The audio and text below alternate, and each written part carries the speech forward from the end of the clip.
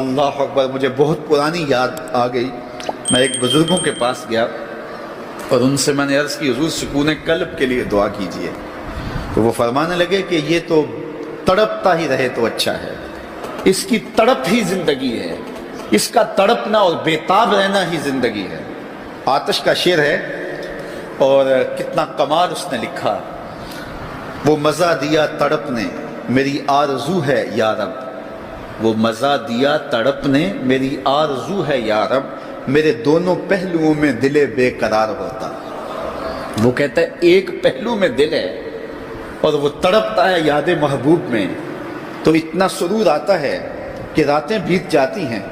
وہ کہتا ہے جب میرے ایک پہلو میں دل ہے تو سرور زندگی نصیب ہو گیا ہے، اگر میرے دوسرے پہلو میں بھی دل ہوتا تو پھر کیا کیفیت ہوتی۔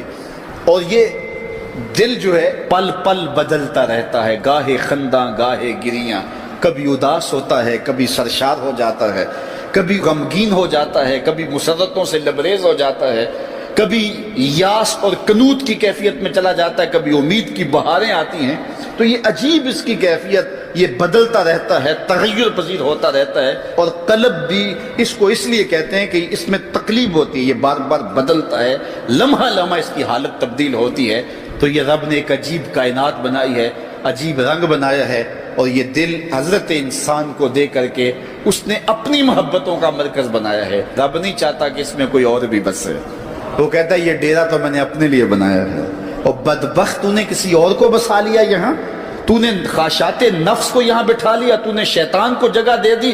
اس تخت پہ تو میں نے بیٹھنا تھا، یہ تو میرے لیے ہے، یہ تو میری محبتوں کی آماج گاہ ہے، یہ تو میرے جلووں کا مرکز ہے، تو میں نے یہاں نزول اپنی رحمتوں کا کرنا تھا، تو نے کس غیر کو بٹھا لیا۔ یار حجلہ عروسی کے اندر اگر کوئی غیر ہو تو پھر غیرت مند محبوب تو وہاں نہیں آتا۔ غیرت مند محبوب تو تب آئے گا کہ اسے نکالو میں پھر آؤں گا۔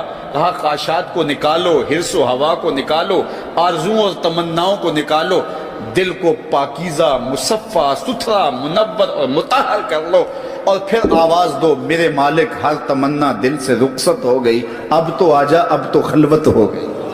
پھر دیکھنا اس کے جلوے دل پہ کیسے برستے ہیں اور کیسے انوار اترتے ہیں۔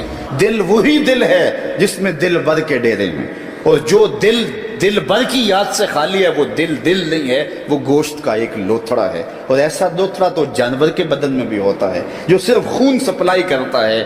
یہ دل صرف خون سپلائی کرنے والا نہ ہو بلکہ یہ دل نور سپلائی کرنے والا ہو، اور اس دل سے اجالے پھیلیں، اس دل سے روشنیاں پھیلیں۔ میرے امام ساری زندگی جھولی پھیلا کے اپنے دل کو حضور کی چوکھٹ پہ بچھا کے ہمیشہ یہی کہتے تھے، چمک تجھ سے پاتے ہیں سب پانے والے، میرا دل بھی چمکا دے چمکانے والے۔ دنیا کے جتنے بھی آئینے ہیں وہ ٹوٹ جائیں تو بے وقار ہو جاتے ہیں، ان کی توقیر نہیں ہوتی۔ 1,00,000 روپے کا فانوس آپ نے لٹکا دیا یہاں اور وہ گر گیا، ٹوٹا تو قیمت ہی نہیں بچی۔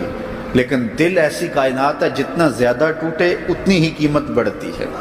تو بچا بچا کے نہ رکھ اسے، تیرا آئینہ ہے وہ آئینہ، کہ شکستہ ہو تو عزیز تر ہے نگاہ آئینہ ساز۔ اچھا ایک اور بات ہے دل کی، گھر لٹ جائے تو لوگ روتے ہیں گھر لٹ گیا اور گھر برباد ہو گیا، لیکن دل لٹے تو آباد ہوتا ہے۔ اقبال نے کتنے خوبصورت پیرائے میں یہ بات کی کہ قید میں پہنچا تو حاصل مجھ کو آزادی ہوئی، قید میں پہنچا تو حاصل مجھ کو، قید میں پہنچ کے تو آزادی چھنتی ہے، لیکن یہ عجیب جہان ہے، قید میں پہنچا تو حاصل مجھ کو آزادی ہوئی، دل کے لٹ جانے سے اس گھر کی آبادی ہوئی۔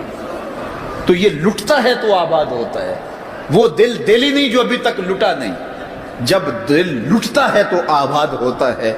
اور کتنے خوش نصیب وہ ہیں جو جن کے دل مدینے کی گلی میں لٹے ہیں۔ اللہ اکبر، تڑپ اس کے لیے سامان زندگی ہے۔ ہماری لوگوں